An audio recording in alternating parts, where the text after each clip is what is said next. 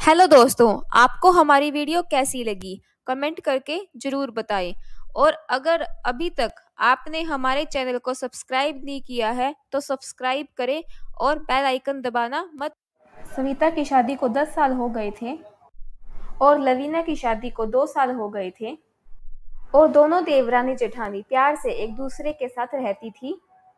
सविता तो लवीना को छोटी बहन की तरह प्यार करती थी।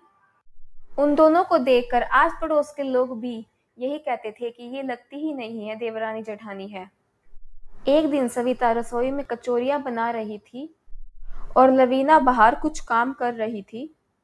लवीना, यहाँ आना जरा। हाँ दीदी, अभी आई। बोलिए दीदी, आपको मेरी मदद चाहिए क्या कुछ? हाँ, ये ले कचौरी और तेरी फेवरेट इमली की चटनी। फिर सब लोग खा जाएंगे और तेरे हिस्से कुछ नहीं आएगा, इसलिए तू पहले ही खा ले। ओ दीदी, आप मुझसे कितना प्यार करती हैं। अगर आप नहीं होती तो मेरा क्या होता। हाँ, तभी पीछे से सासू माँ आती हैं। कौन कहेगा तुम देवरानी जेठानी हो? जरा देखो तो, बहनों से ज्यादा प्यार है तुम दोनों में, पर तुम दोनों के कारण मेरा मूड खराब हो जाता है। क्यों माँ जी, हमने क्या किया है? हाँ माँ जी, हमसे कोई गलती हो गई क्या? आप ऐसे क्यों कह रही है? तुम दोनों आपस में ना तो लड़ती हो ना झगड़ती हो, ना एक दूसरे को ताने देती हो। तो तुम ही बताओ, मैं अपनी पड़ोस की सहेलियों के साथ किसकी बुराई करूं? हाँ, तभी मेरा मूड खराब हो जाता है। क्या माँ जी, आप भी? आपने तो हमें डरा ही दिया। हाँ माँ जी, सच में आपने तो हमें डरा ही दिया। जहाँ सविता और लवीना आपस में बहनों की तरह रहती थी, वहीं राजेश और विक्रम की छोटी छोटी बातों पर लड़ाई हो रही थी। वो कहते हैं ना, जब रिश्तों के बीच पैसे आ जाते हैं तो रिश्ता नहीं रहता, सिर्फ पैसे ही रह जाते हैं। एक दिन सब खाने की टेबल पर बैठे होते हैं। तब राजेश गुस्से में कहता है, आपकी प्रॉब्लम क्या है भैया? मैंने आपको कहा था ना कि दिल्ली वाले क्लाइंट्स को हाथ से मत जाने दीजिएगा। फिर आपने वो डील कैंसिल कैसे की, वो भी मुझसे बिना पूछे? वो इसलिए क्योंकि तुझे अभी बिजनेस के बारे में नहीं पता, तू नया नया बिजनेस में आया है और मैं तुझसे पूछ के कुछ काम करूंगा। इतने बुरे दिन नहीं आए हैं अभी मेरे। माना कि मैंने बिजनेस अभी ज्वाइन किया है, लेकिन बिजनेस मैनेजमेंट की पढ़ाई मैंने की है भैया। आपको तो पता भी नहीं है मैनेजमेंट क्या होता है। तू मुझे अनपढ़ कह रहा है? पापा के बाद ये सारा बिजनेस मैंने अकेले ने ही संभाला है। तुझे तो बस कुछ ही वक्त हुआ है इसमें आए हुए, और उसी कुछ वक्त में मैंने बिजनेस को कितना आगे पहुंचा दिया है, ये मत भूलिए आप। अब तो मुझसे जवान लड़ाएगा? हाँ, अरे बस करो तुम दोनों। कैसे लड़ रहे हो? तुम दोनों भाई हो, ये मत भूलो कि तुम भाई हो, दुश्मन नहीं। उस दिन तो कावेरी ने उन दोनों को रोक लिया, पर ऑफिस में आए दिन उनके झगड़े बढ़ते ही जा रहे थे। आप बड़े हैं, इसका मतलब ये नहीं कि मैं आपकी हर बात मानूंगा।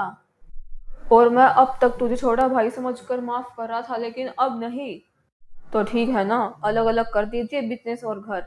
अब मैं आपके साथ और काम नहीं कर सकता। हाँ, यही सही रहेगा।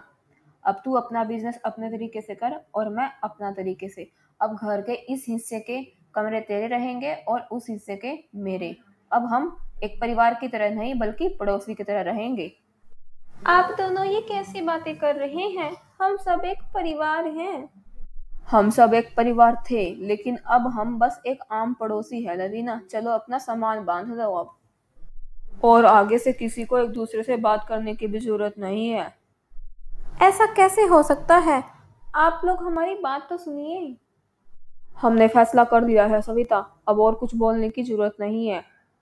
सविता और लवीना ने अपने अपने पतियों को समझाने की खूब कोशिश की, लेकिन वो दोनों टस से मस न हुए।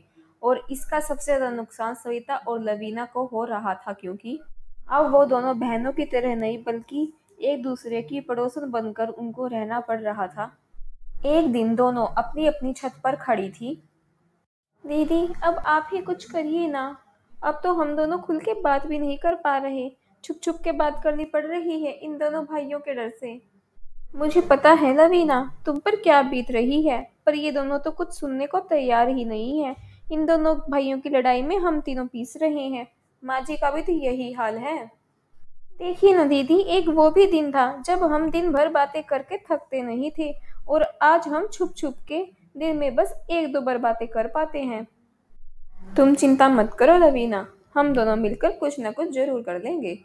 देवरानी जेठानी की पड़ोसन बनने की बात पूरे मोहल्ले में फैल गई और कावेरी ने उसकी पड़ोसनों को इस बात को लेकर घेर लिया। अरे रे रे कावेरी, ये तो बहुत बुरा हुआ तेरे साथ। सारा मोहल्ला इन देवरानी जेठानी के प्यार की कसम खाता था, कसम। लेकिन अब देखो, दोनों की दोनों पड़ोसन बन गई है। हाँ हाँ, और नहीं तो क्या। दोनों को कसम लग गई लगता है दुनिया की। अब तो दोनों पता नहीं बात भी करती होगी कि नहीं। हाँ, सही कहा तुमने। शायद नजर ही लग गई मेरे परिवार को किसी की। वहाँ सास परेशान थी सविता और लवीना के अलग होने से। यहाँ लवीना को आदत नहीं थी अकेले रसोई में काम करने की, जिस वजह से एक दिन उसकी तबीयत खराब हो गई और वो सविता को याद करने लगी। राजेश, सविता दीदी नहीं आई अभी तक, उन्हें बुलाइए ना प्लीज। रवीना, मैंने तुमको कहा था ना कि अब हम साथ नहीं हैं, तो कैसे बुलाऊं मैं सविता भाभी को। अब तुम ये जल्दी से दवाई ले लो और ठीक हो जाओगी तुम इस दवाई से। आप मेरी बात समझ क्यों नहीं रहे हैं? मैंने आपको कहा ना, मैं दवाइयों से ठीक नहीं होंगी। सविता दीदी मेरे लिए काढ़ा बनाती, मैं उसी से ठीक होंगी। तो अब सविता दीदी को बुलाइए ना। लवीना, तुम जिद मत करो। ना कोई यहाँ आएगा और ना ही कोई पड़ोस के घर में जाएगा, तो तुम जिद मत करो, चुपचाप से ये दवाई ले लो। राजेश ने लवीना की एक बात नहीं सुनी और वो काम पर चला गया। और शाम को जब वो घर वापस आता है तो देखता है कि लवीना का बुखार अभी तक उतरा नहीं था। अब उसको लवीना की चिंता होने लगी थी। इसका बुखार तो अभी तक नहीं उतरा, अब क्या करूं? एक काम करता हूं, सविता भाभी को एक बार के लिए बुला ही लेता हूं। राजेश हिचकिचाते हुए पड़ोस के घर में जाता है तो देखता है कि सविता भाभी को भी बुखार था और विक्रम भी उसी तरफ आ रहा था। अच्छा हुआ तुम आ गई, मैं तुम्हारे पास ही आ रहा था। सविता बार बार लवीना को याद कर रही है, उसे बुला दो ना। मैं भी यहाँ सविता भाभी को लेने ही आया था। लवीना की तबीयत भी सही नहीं है। शायद हमने अपने स्वार्थ में इन दोनों बहनों को अलग करके गलती कर दी है।